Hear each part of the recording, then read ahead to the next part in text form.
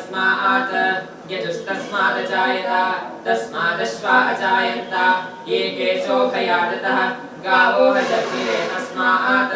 तस्माज्जाता अजावयः यत्पुरुषं व्यदधुः परिधा विकल्पयन् मुखं किमस्य कौ बाहु कावो रूपादा उच्येते ब्राह्मणोऽस्य मुखमासीत् बाहु राजन्यः कृतः ऊरु तदस्य यद्वैश्यः पद्भ्यागं शूद्रो अजायत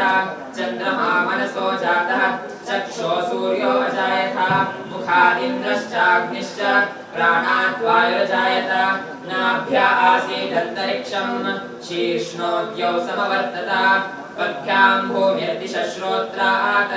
तथा लोकान् अकल्पयन् वेदाहमेतं पुरुषं महान्तम् आदित्यवर्णं तमसस्तु पारे सर्वाणि रूपाणि विचित्य धीरः नामानि कृत्वाभिवदने यथास्ते धाता पुरस्ताद्यमुदा जहार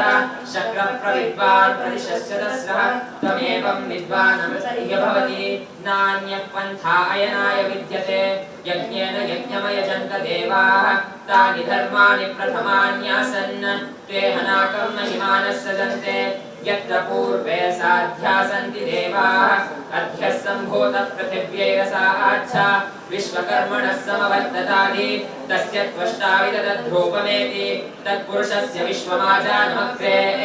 वेदाहमेतं पुरुषं महान्तम्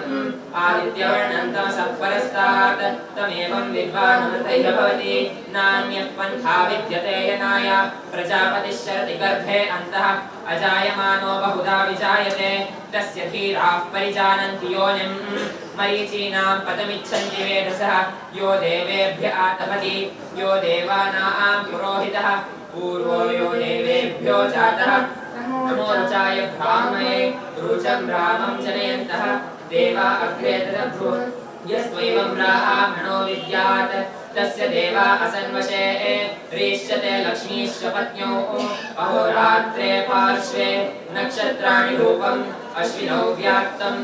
इष्टं मनिषाणाम् अमुं मनिषाणां सर्वं मनिषाणाम् ॐ तच्छंयोरा प्रणीमहे गात्वै यज्ञाय गात्वै यज्ञपते दैवी स्वस्तिरस्तु नः स्वस्तिर्माक्षेभ्यः ऊर्ध्वञ्जिगाभेषजम् शन्नो अस्तु द्विपदे षण्चतुष्पदे ॐ शान्ति शान्ति शान्तिः हरि ॐ तत्सत्।